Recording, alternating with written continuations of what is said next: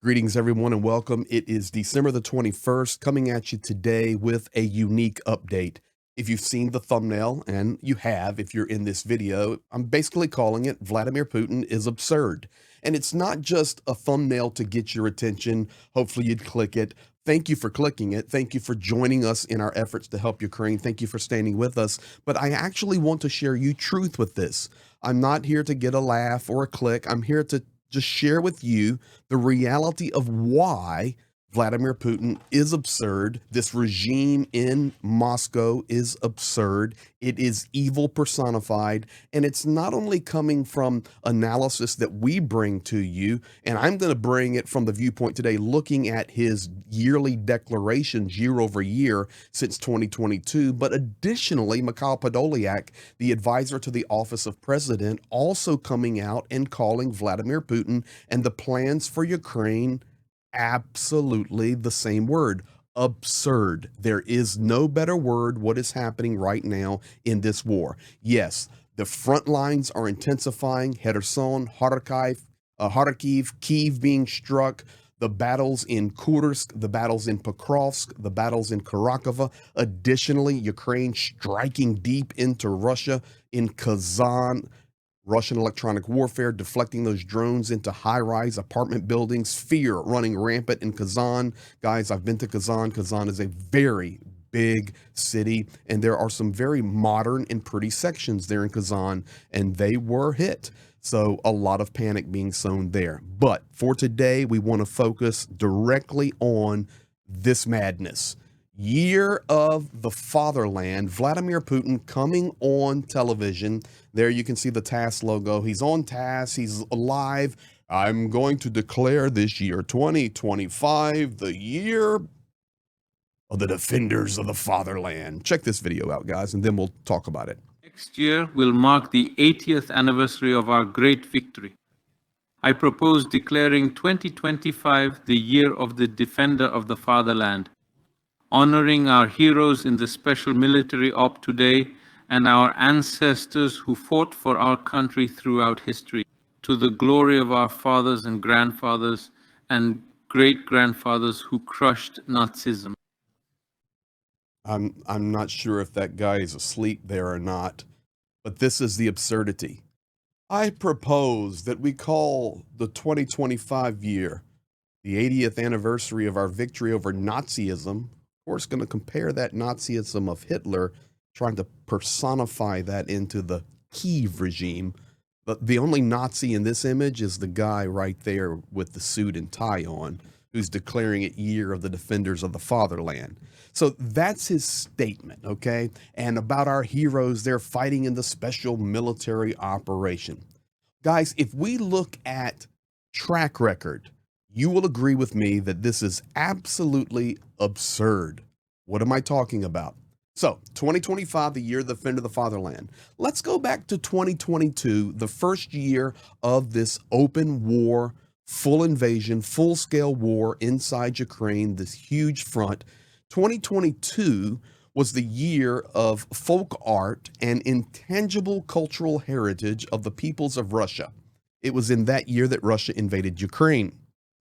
Russian folk art, as they would celebrate in that great year of 2022, was no longer art, had not become popular prints or embroideries, but was known for murder, violence, robberies, and terror.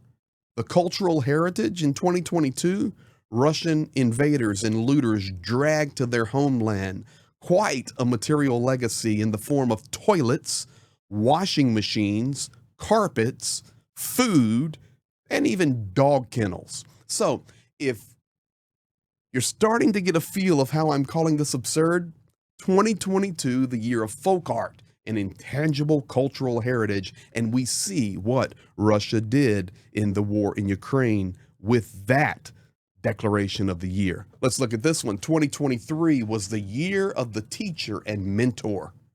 Well, guys, currently at the end of 2024, there is a total shortage of teachers in Russia.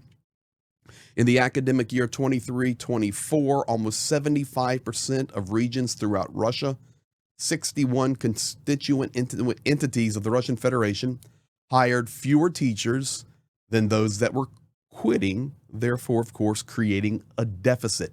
Now it is a fact Russian teachers must carry 1.5 of their normal workload. What that means, if they typically teach 6 classes a day, they are now covering each other and teaching 9 classes a day. The average monthly salary of teachers is less than $300. And of course, we have seen video after video after video and meme after meme after meme, but they're facts of the absurdity. These schools, from very small school-age children, 4, 5, 6, 7, on up into the high school ages, propaganda and brainwashing of children is rampant. Once again, 23, the year of the teacher and mentor, absurd. So 22 absurd, 23 absurd. It's a lunacy, guys. Now, let's continue it. 2024 was the year of the family. Once again, absurdity. Current statistics right now reveal that Russia is breaking records for the number of divorces, 80%, about 8 broken families for every 10 new marriages. And according to this indicator, the Russian Federation has moved into 3rd place globally in regard to the annual divorce rates. Despite incredible pressure to have children, birth rate growing down, demographic crisis has not been resolved. And by the way, hundreds of thousands of families are now left with dead fathers from the military operation or wounded fathers and husbands. How about 2024, the year of the family? So guys, if we stay on that track record, 2025 going to be the year of the defender of the fatherland. Good luck, Volva. Russia's going down in 2025 because whatever you declare the year to be, it does not work out too well for you. So to that we say, Slava Ukraini! now I want to come back and talk about more absurdity. 2 last things I'm going to share with you on this update today. One is Mikhail Podolyak. He's right here in this image, and he understands, he gets it. This is a quote from him. Russia has voiced absurd conditions for ending the war. These are not possible, according to Mikhail Podolyak. There is a reoccurring theme here on December the 21st, absurdity, absurdity, absurdity. The advisor to the head of the Office of President said in his recent interview, Ukraine's abandonment of its territories, absurd. Dissolution of the Ukrainian armed forces, absurd. Ban on NATO standards and NATO equipment for Ukraine, absurd.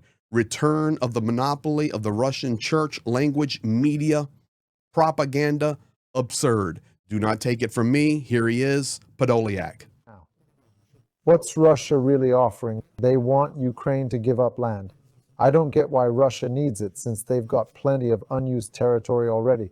But they insist we hand over our land and not just leave NATO. No, they're saying we must give up our army entirely. No NATO standards, no NATO gear, nothing at all. That's what they demanded from the start. I forgot the exact number, 120,000 troops or less. Whether it's 120, 70, or 150,000, it doesn't matter. They simply say we can't have an army. They're blunt about it, no army allowed. So at any time, if they decide there are neo-Nazis here, they can come in and slaughter us. They're saying this outright, like it's a great offer. Sure, let's just allow that. Look, 3 years of war, and now we should just disband our army that's been protect our home and give the opportunity to those who came to destroy it, to enter and destroy it after all. It's only fair, right? What a great idea they have. Thirdly, they say, you know, we want you to restore the monopoly of the Russian church, the Russian language, and most importantly, the Russian information space. Federal channels must work for you. Only then will you know the truth they tell themselves. Well, I mean, these are their conditions, their so-called realistic conditions. And I'll say this, if you don't force them to be reasonable, they will genuinely believe that they can impose these terms. If you do not force them to be reasonable, they will genuinely believe they can push these terms. Mikhail Podolyak calling those unrealistic desires of Putin absurd. Folks, there you have heard it. It is the day of absurdity, whether it's Putin declaring the theme for the year, or we continue to hear about how negotiations would look. Guys, the war is raging on. It is hotter than ever. Ukraine making some good actions in certain locations on the front, especially up above Kharkiv. They're doing very well. They're holding Kupiansk. They're holding on the Chasiv Yar. Down toward the south and the east, it's quite a bit more challenging. And now with the additional pushes on Kherson, that also creates a headache. That is why Ukraine must continue to be supplied, and we shall see what comes from that. Now, stories to watch for as we move through the weekend and into next week. Let me bring those up on the screen for you right now. This is what we need to watch for. This stuff is starting to hit the news, but I do not have enough facts or sources to share it with you. I never want to go too early, always want to be on time and accurate, but Schultz now saying he will go back to Putin. Everyone's saying this will be a political move. He's fighting for his own political existence there. We know how that ended last time. It was a joke. Even Schultz himself said, all I did was listen to this guy, Lunatic, repeat his story over and over. So keep that in your mind. Also, big stories developing right now between Hungary and Slovakia.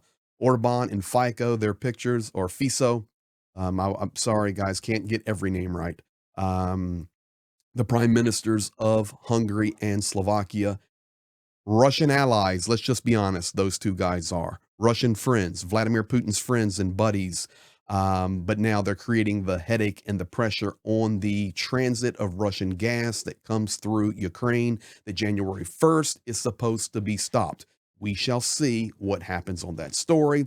Also, purported Trump statements coming out of the Financial Times. Haven't seen it in other places yet. Just making you aware, Donald Trump's team has told European officials that the incoming U.S. president will demand NATO member states increase defense spending to 5% of GDP, but plans to continue supplying military aid to Ukraine, according to the Financial Times. We'll see. No talking about it right now. That story's starting to hear.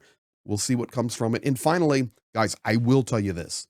There is a lot of talk going on right now at higher levels, deputy levels, office of the president levels. We've heard Zelensky say, I don't want to lower it to 18. I don't want to lower it to 18.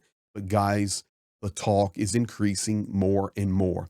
Coming into the beginning of the year, we may be seeing some type of compromise on lowering the mobilization age. I don't want to call what that age is, 20, 21, 22. Commanders are stating it clearly. The younger guys do better. They learn faster. Their lives are saved more. They're healthier. The whole 9 yards.